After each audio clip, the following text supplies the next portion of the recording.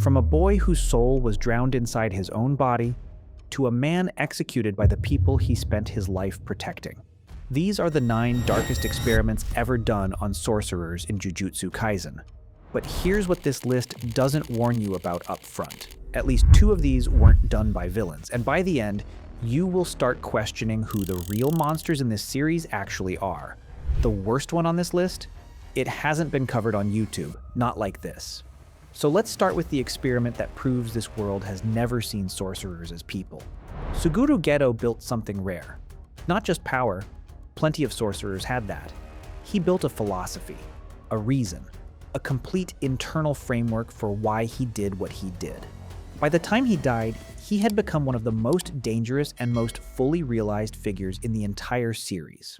Suguru Geto died on December 24th. The stitches across his forehead were the only sign that something had already moved in. That is the only way to describe what Kenjaku does. Not possession in the dramatic sense. なんでわかるんだよ。 The transition is clean, surgical. Geto's face remains. His voice remains. His cursed technique remains. And every relationship he built, every person who trusted him, every enemy who feared him, all of it stays perfectly intact. He just isn't there anymore. What he took from Geto specifically was not random. Geto's cursed spirit manipulation was arguably the most strategically valuable technique in the series. The ability to absorb and weaponize any cursed spirit with no upper limit on the collection. For someone running a 1,000-year plan that required cursed energy at a civilizational scale, that technique was not a bonus. It was the point. Every person who interacted with Geto after December 24th was technically interacting with Kenjaku. Nanami, Shoko, everyone who knew him, they spent months talking to the thing that replaced him without a single indication that anything had changed. This is not the only time Kenjaku has done this. But we will come to them in a few minutes. He has been perfecting this technique since the Heian era. Geto was just the most recent iteration of an experiment that has never actually stopped running. And that straight leads us to the next experiment of Noritoshi Kamo hijacking. The Kamo clan is one of the 3 great sorcerer families. Alongside the Zenin and the Gojo, they have shaped the Jujutsu world for centuries. Their name carries institutional weight, the kind that gets passed down through bloodlines and never questioned. For generations, that name also carried a specific stain. The historical Noritoshi Kamo is officially recorded as the most evil sorcerer in Jujutsu history. Here is what those experiments actually were. Kenjaku, wearing the Kamo ancestor's face and operating under his institutional authority, found a woman with a rare biological anomaly. She could naturally conceive children with cursed spirits. Instead of documenting it from a distance, he forced her through 9 pregnancies. Each one was deliberately interrupted and manipulated to produce a hybrid, half human, half cursed spirit. Beings that were neither fully one nor the other. The results were the death-painting wombs. Choso, Eso, Kechizu, and 6 others whose names the records never bothered to keep. The woman who carried all 9 of them has no recorded name either. When Kenjaku was finished, he left. However, the real Kamo family stayed. They inherited a legacy of atrocities committed by something that wore their ancestors' faces, and because the records were destroyed rather than corrected, there was nothing to appeal to. But hijacking a clan's reputation was never Kenjaku's most calculated move. That came later. Everything about Yuji Itadori, his physical strength, his resistance to Sukuna's poison, his ability to survive cursed energy levels that would kill any normal sorcerer, was not an accident. The experiment that made him possible happened before he was born. Kaori Itadori was a sorcerer with the anti-gravity system, a technique capable of manipulating gravitational forces at will. Kenjaku identified her specifically because of it. The anti-gravity system, combined with Kenjaku's own genetic makeup, centuries of accumulated cursed energy and experimentation with techniques, would produce a child with an abnormally dense and durable soul. Dense enough to house Ryomen Sukuna, and durable enough to survive the process of containing him. Kenjaku used her body to carry the pregnancy to term, engineering every variable he could control. What he was born with was a body specifically designed to make that moment survivable. the physical constitution that allowed him to swallow a finger and remain in control, the resistance that made him valuable rather than just another failed vessel. All of it traces back to what Kenjaku did to Kaori before Yuji existed. Yuji's father, Misato, knew something was wrong. He has stated directly that the woman he knew changed, that something about her was different in ways he couldn't name. He was right. By the time Yuji was conceived, Kaori was already gone. The choice Yuji thinks he made the day he swallowed that finger. Kenjaku made it for him before he took his first breath. There is a ritual in the Zenin clan that predates almost everything in the modern Jujutsu world. It was always designed for objects, specifically for the crafting of high-grade cursed tools. The process involved submerging a vessel in a concentrated solution of pure cursed energy, dense enough and dark enough to fundamentally alter whatever was placed inside it. Sukuna and Uraume looked at that ritual and decided to use it on Megumi Fushiguro. Here is what that means mechanically. Megumi's soul was already partially suppressed after Sukuna's initial takeover, present but submerged, conscious yet unable to resist. The bath took that suppression and made it permanent. By flooding the internal environment with concentrated evil at a volume the soul could not process or filter, it pushed Megumi's consciousness deeper and deeper until the surface, the body, the technique, the Ten Shadows system, was functionally Sukuna's to operate without interference. The Ten Shadows technique was the specific target. Sukuna needed uncontested access to it. Megumi's continued resistance, even when passive and suppressed, interfered with the technique's operation. The bath was the solution. Not to kill Megumi, because a dead vessel collapses the technique entirely, but to sink him far enough that the resistance stopped. The goal was never to use his body, it was to make sure he was no longer inside it. And that is the detail that makes this different from every other possession or takeover in this entire series. Sinking Megumi's soul was only the first step.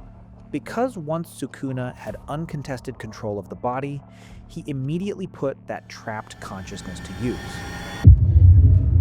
At some point over 1,000 years ago, Sukuna made a calculation that the Jujutsu world would eventually produce someone capable of killing him and decided that conventional survival was an insufficient solution.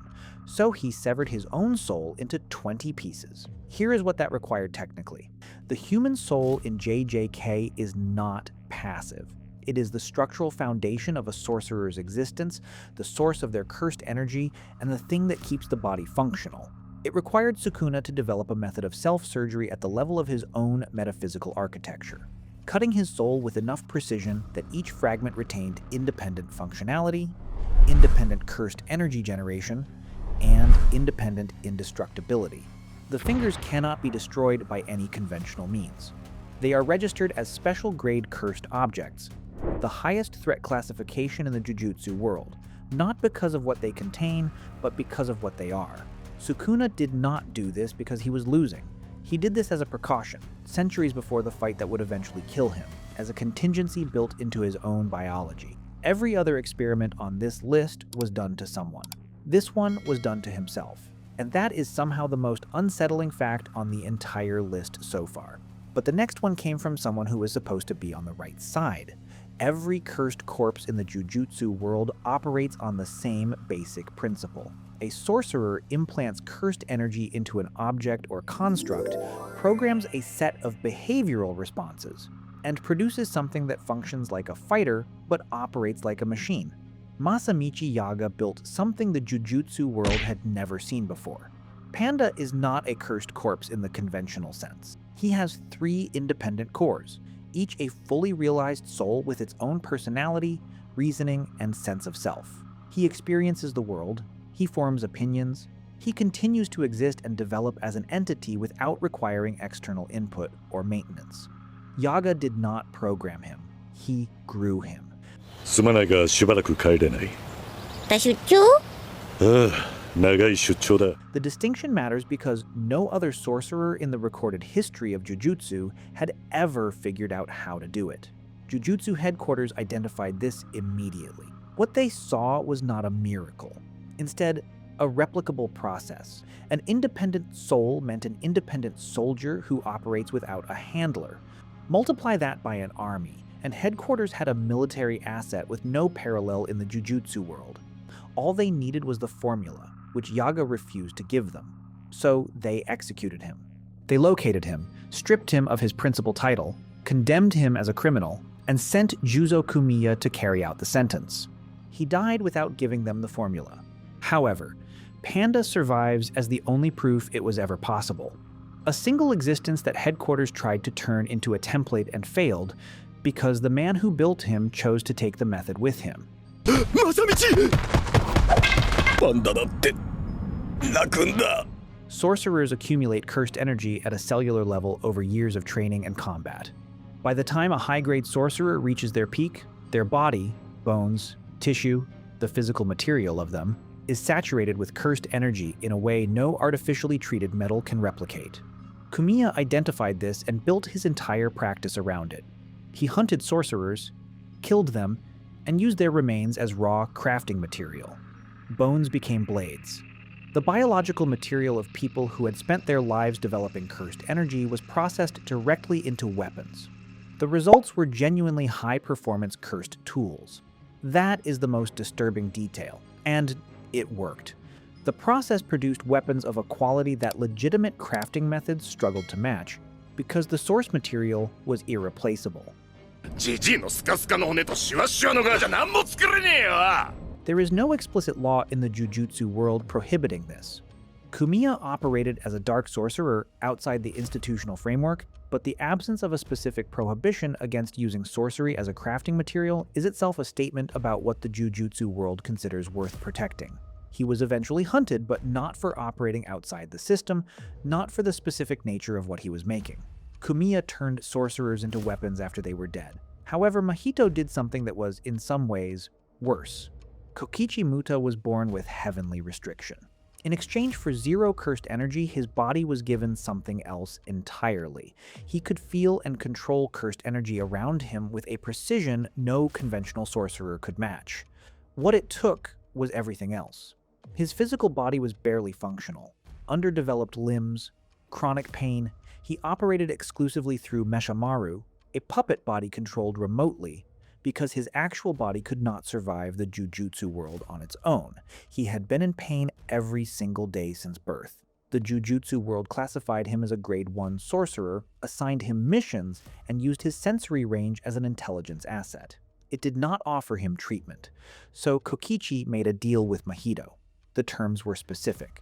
Kokichi would feed Mahito and Pseudo-Geto real-time intelligence on Jujutsu headquarters, troop movements, mission assignments, strategic information.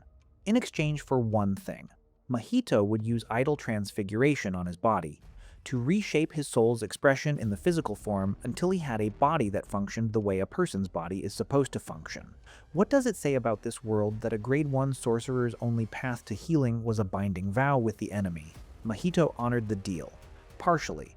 Kokichi received a functional body for a brief window, long enough to matter to him personally. Then Mahito killed him anyway, because the intelligence had been extracted and the deal had served its purpose. Kokichi knew the risk going in. He made the deal regardless. Not because he stopped believing in the Jujutsu world, but because the Jujutsu world had never once given him a reason to believe it would help him if he asked. The Culling game. And it started with a rule, a binding vow, constructed with the same precision Kenjaku had been developing for over 1,000 years, that activated silently across an entire country. The people it affected did not feel it had happened.